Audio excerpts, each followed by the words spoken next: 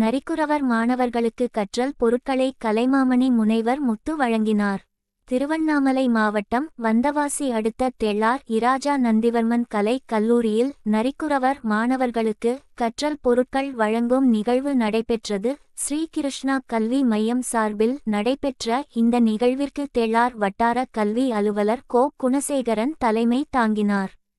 வட்டார வள மைய ஒருங்கிணைப்பாளர் செந்தில் முருகன், கல்லூரி முதல்வர் முனைவர் இரா ஏழுமலை ஆகியோர் முன்னிலை வகித்தனர். ஸ்ரீ கிருஷ்ணா கல்வி மைய முதல்வர் பா.